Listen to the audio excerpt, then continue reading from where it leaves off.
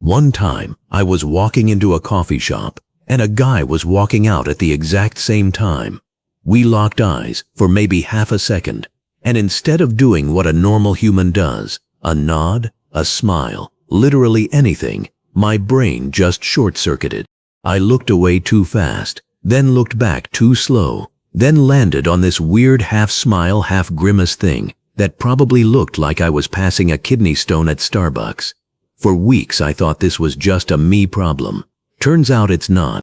It's basically everyone's problem. And once I started digging into why, I found there's actually a name for what happens in that half second. I'm calling it the gaze jam. Two systems in your brain trying to run at the exact same time, and neither one backs down.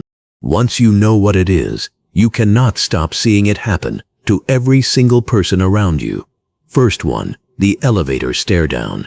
You get in with a stranger, there's a mirror.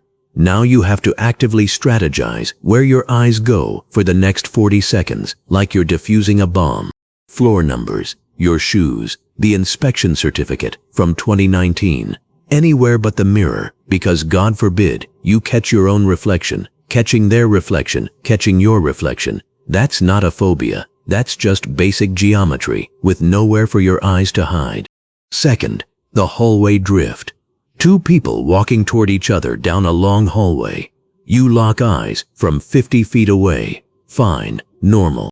But now you've got 30 more feet to go, and you've already acknowledged them, so looking away feels rude, but holding eye contact for 10 straight seconds feels insane.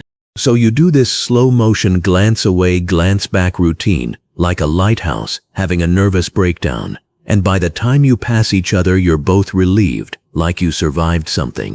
Researchers actually studied the glance away part specifically and found people look away more when they're thinking harder, like the brain needs the visual noise of a face turned off just to process a thought.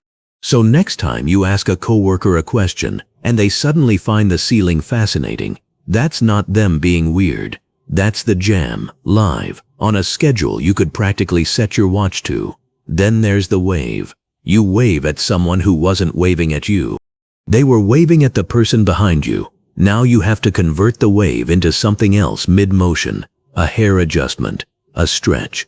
Some people just keep waving and commit to being a generally enthusiastic person today, to anyone, at any time, in a 50-foot radius. And the group photo.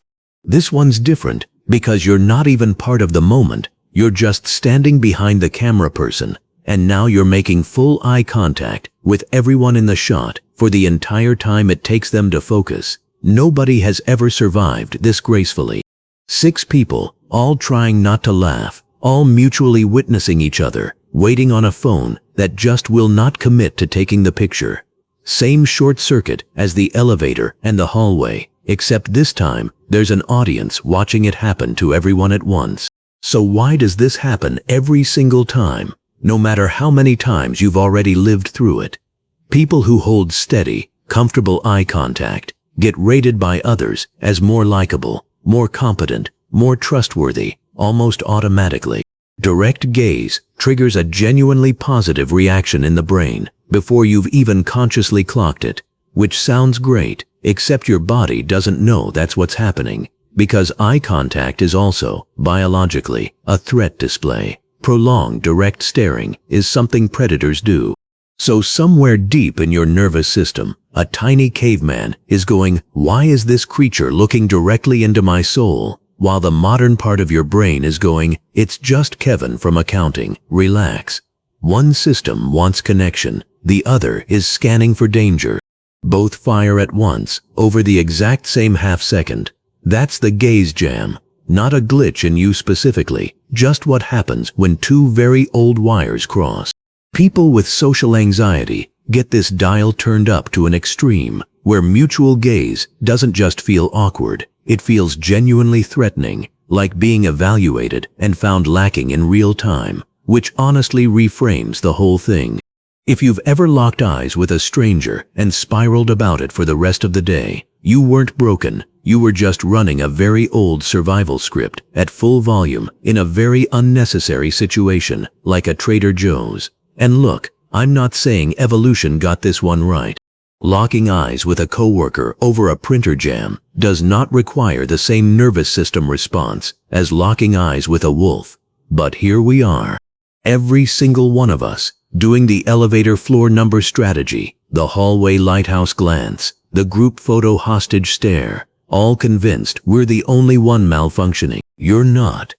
Everyone's out here running the exact same short circuit. We just never talk about it, because that would require making eye contact with someone long enough to say, hey, that was a jam, right? You too? Thanks for watching. Now go make eye contact with somebody and see how fast you jam.